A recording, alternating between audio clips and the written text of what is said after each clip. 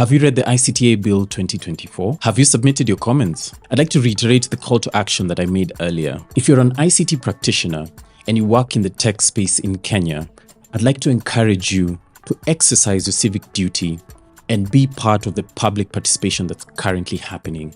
Make sure your voice is heard. Also, make sure you don't miss this space, which will be happening this Friday from 7 p.m. on X.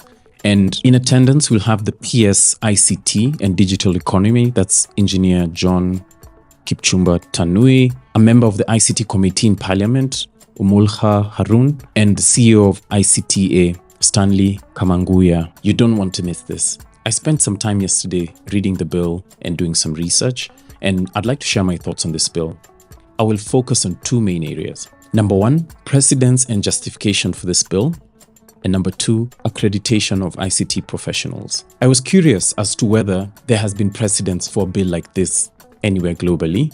And as I was doing my research, I came across this article by David Lemayan, which is the comparative analysis on the draft of the ICTA Bill 2024. Under the international examples section of his blog post, he admits that it was difficult to find any other bodies who have accreditation and/or registration of ICT professionals, save for two. That's Oman and Tanzania. He goes on to further say that the Ministry of Transport, Communications and Information Technology in Oman maintains a register of accredited IT service providers that have complied with the ministry's requirements. In Tanzania, they have a similar portal to that of ICTA. However, it looks voluntary, and having hired in Tanzania, it has never come across as a point. And from this, we can see that the accreditation and registration of ICT professionals is not a common practice generally across the globe. There are two concerns I have with this bill that I hope will be addressed on the space on Friday.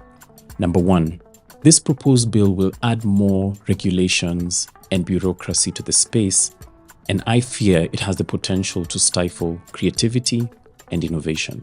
Number two, the establishment of the ICTA as a separate independent government corporation will increase government expenditure because these are new roles that are being constituted, a whole board, a CEO, and those are salaries that will need to be paid. And that will put an extra strain on us, the taxpayers. On to accreditation. Under Section 27 of this bill, accreditation of service providers, and it states, a person who intends to provide ICT services to any entity shall apply to the authority for accreditation in a prescribed manner and upon payment of the required fee. So here I'd like us to focus on entity.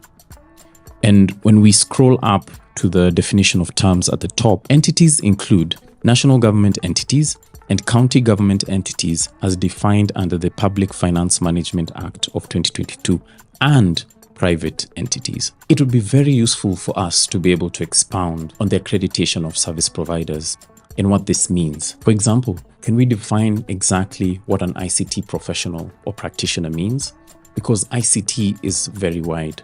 Does it mean software engineer? Does a person who owns a cyber cafe or someone who installs CCTV count as an ICT professional? Also, how will the accreditation work?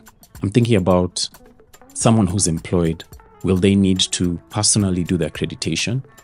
Or will the company that they work for be required to be accredited? What happens if said employed person takes on a side gig? Will they need to be individually accredited for that? I'm thinking about people in the gig economy as well, consultants who don't necessarily have a registered business or company, but are currently doing and consulting for people. Do said people also need to be accredited? I'm also thinking about certain career paths that are not widely taught in our local education institutions. Think of UX researchers, UX writers, interaction designers. How will the accreditation for such professionals be done? I also found out that the ICT Authority does have an ICT supplier accreditation portal, and you can find information from accreditation requirements to the listed accreditors listed there. I clicked on listed accreditors and you can see a bunch of companies listed here. You can see the county, company email accreditation type, and approval. So when you get a chance, do check it out on the URL that I'm listing on the screen right now. As I wrap up, I have a question for the companies that are currently accredited with the ICTA. What benefits and what value are you deriving from being accredited? Would love to know what your experience has been like. And for those of us in the tech space who have read this bill, are you for it or are you against it? I'd really love to hear your thoughts. Let's engage in the comments.